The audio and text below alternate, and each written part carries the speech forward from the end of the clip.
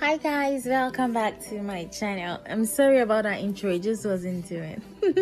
So today we are going to be making a fruit cake in a pot. Can you believe that? I made this fluffy, perfect fruit cake in a pot. I swear, in my kitchen pot. And I'm also going to be showing you guys a comparison between baking in a pot as well as baking in a regular conventional oven. So basically I baked two of those pans, one in a pot and one in an oven, so you guys can see the difference. And I was really surprised, I swear to God, I was so surprised. Can you believe that cake was baked in a pot? So if you don't have an oven in your house, this is the trick, guys. This is the video for you, and you have to watch it to the end so you can understand what I am talking about. Okay, so guys, I'm going to give you guys 3 different tricks to baking in a pot. The first thing you have to make sure is you have to make sure your windows are open, because guys, like the kitchen was smoky as fuck, like everywhere was stuffy, and I was wondering why, until I realized that, okay girl, you're baking in a pot and your windows are closed, so I had to open up the windows. And the second trick is when you turn on the heat, you have to turn on the heat to high at first for the first 5 minutes while your pot is on the heat, and then when you put your cake inside the pot, you should reduce it to the lowest, the barest minimum ever. Otherwise your cake will burn. It will like caramelize all around it, but the inside would not be done. So you just have a really hot pot and then reduce the heat so you can bake gradually.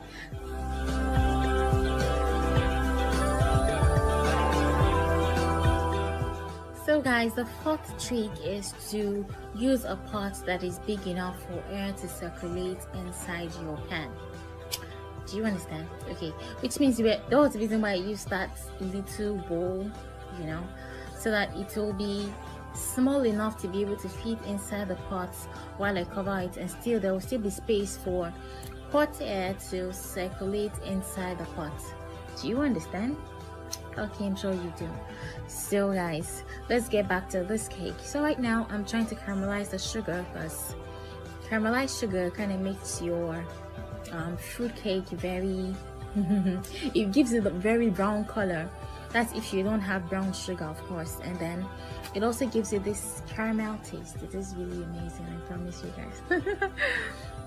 Okay guys, so we're going to transfer this into a pot, and then I'm going to mix all my batter together, and we're going to put it in 2 different baking pans, and then we're going to put one in the oven and the other one in a pot.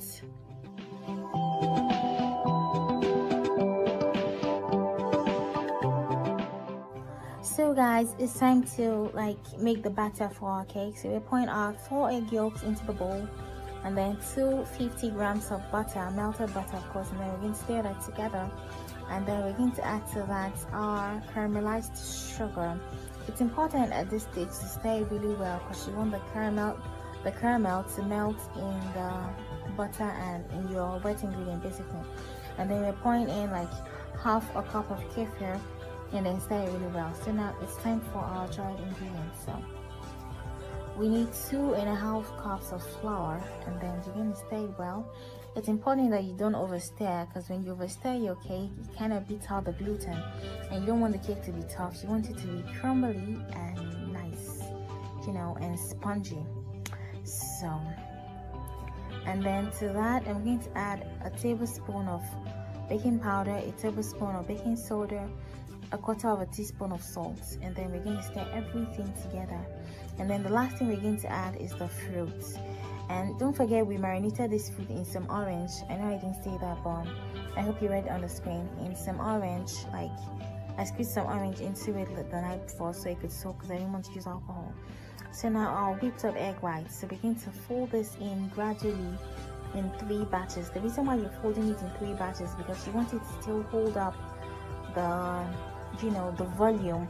You don't want to deflate the old egg whites that you make, so you should fold it in 3 or 2 batches if you like. So this one I'm folding it in 3 different batches, so it can be really nice and fluffy and voluminous. The reason why I'm doing this is because normally I don't bake my cakes this way, but I'm doing this because I'm going to bake one in a pan and in a pot, and I want it to give it as much as I want to give it a lot of chance to really rise. And I don't know, if you bake your cake this way, like you're already like helping it rise because of the air you already beat into the egg whites. So that's the reason why I'm doing this, because it never goes in the pot. So let's see how this goes, guys. So now I'm going to transfer the batter into 2 different pans, the same pans, and I'm going to try to fill them at equal lengths as possible, because I want to see which one bakes first and how it bakes and which one is better. You get? So I'm going to be using this non-stick pot and then I'm going to cover the pot and then leave it on for at least 20 minutes before I touch it. And make sure to reduce the heat to the lowest possible. So I'm going to transfer the other one into the oven and then wait for maybe 30-40 minutes and come back and check it. So guys, this was 42 minutes later. It's so funny. The other cake I baked in the oven was baked within 24 to 27 minutes, but this one took around 40, almost 50 minutes. And it's important to note that the first 20 minutes when I opened the pot, like the outside was brown but the inside was still not done at all, and the whole place was full of smoke. So what I had to do was to open the window and reduce the heat. And I think this cake is done. See, the knife come down clean. And then it is drier. I think it's a little drier than the other one, and it is spongier. I don't know how, but like I'm so surprised, like seriously. It is drier and spongier than the one that was baked in the oven. And if you notice, I didn't put the pan directly on top inside the pot. I put it on top of something, that way the heat was not directly on the baking pan. So see how dry this cake is, see how dry, or see how moist this one is. Wow. Okay, so guys, I'm going to take it out of the pan and show you guys how the look on the inside. So we're going to slice it open in the middle, so to be perfect. See how spongy, so spongy. Okay. So guys, we're going to cut this cake in the middle and see what it looks like inside. So let's see. Wow.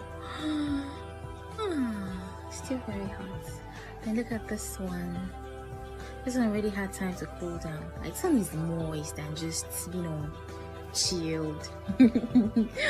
But the other one is drier and spongier, but they're still very perfect cakes. See, this is one I baked in the pot. See how spongy it is. Like, guys, if you don't have an oven in your house, you can bake in a pot. Definitely bake in a pot. So give me a thumbs up and subscribe and tell me what more videos you want to see.